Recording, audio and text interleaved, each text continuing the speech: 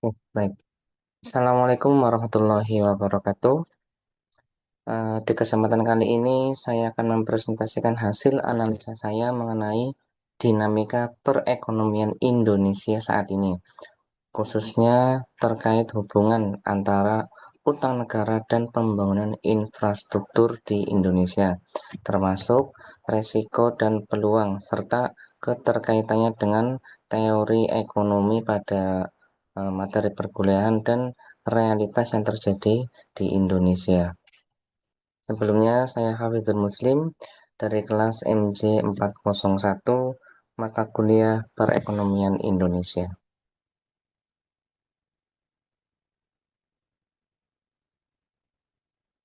Pembangunan infrastruktur saat ini menjadi salah satu strategi utama pemerintah untuk meningkatkan pertumbuhan ekonomi. Namun, pada pembangunan tersebut memerlukan biaya yang sangat besar, sehingga pemerintah menggunakan pembiayaan melalui utang negara. Disinilah muncul pertanyaan, apakah utang negara bisa menjadi solusi pembangunan atau malah justru menimbulkan risiko ekonomi di masa depan?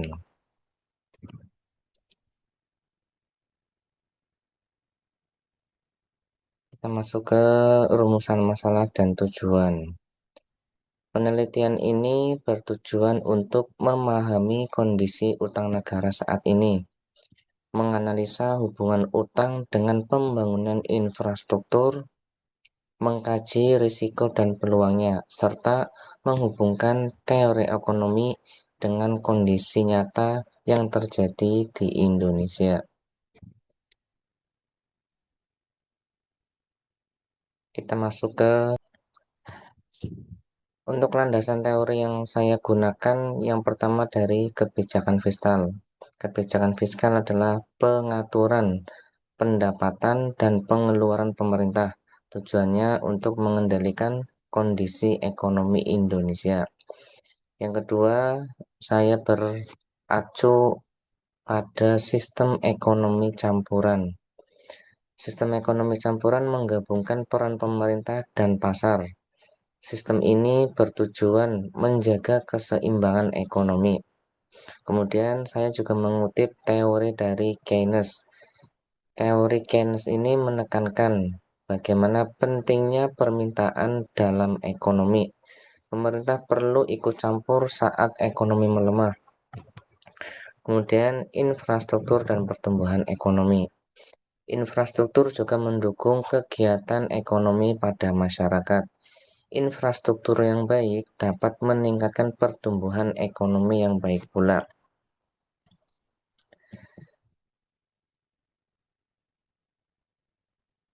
Oke, kita masuk ke kondisi keuangan Indonesia, khususnya utang negara Indonesia. Data Kementerian Keuangan menunjukkan bahwa utang Indonesia mendekati 9.900 triliun rupiah dengan rasio sekitar 40% terhadap PDB. Secara rasio memang masih di bawah batas aman, yaitu 60%. Namun, peningkatan nominal utang tetap perlu diperhatikan agar tidak menjadi beban di jangka panjangnya.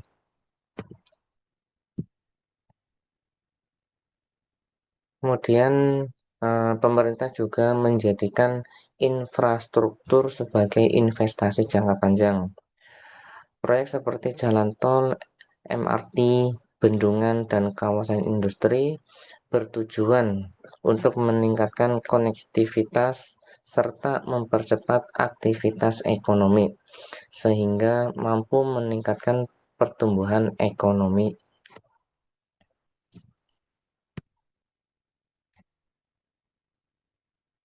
Walaupun memiliki manfaat, pembangunan melalui utang juga menimbulkan risiko, di antaranya peningkatan beban pembayaran bunga, peningkatan dan ketergantungan terhadap pembiayaan dari pihak luar.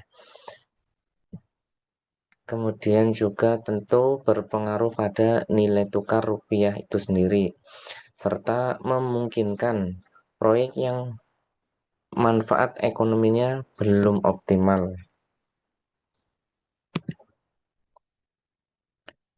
Selain risiko, pembangunan infrastruktur juga menghadirkan sebuah peluang besar, seperti meningkatkan investasi, kemudian terbukanya lapangan kerja, dan efisiensi logistik, serta mendorong pertumbuhan ekonomi di daerah-daerah tertentu.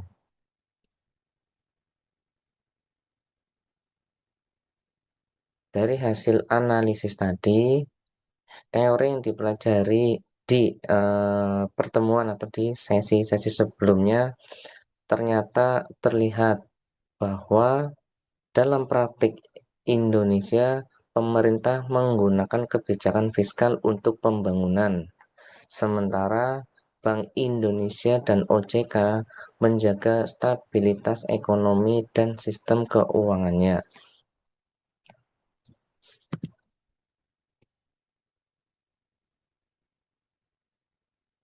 Baik, sebagai kesimpulan, sebenarnya hutang negara bukan sesuatu yang selalu dianggap buruk. Utang dapat menjadikan instrumen pembangunan apabila digunakan secara produktif dan bijak. Namun, pemerintah juga perlu memperkuat pengawasan, meningkatkan kualitas proyek, dan mengurangi ketergantungan terhadap utang agar pembangunan tetap berkelanjutan dengan baik.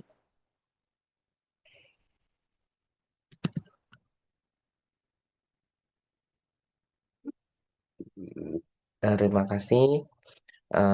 Mohon maaf bila terjadi banyak kesalahan. Assalamualaikum warahmatullahi wabarakatuh.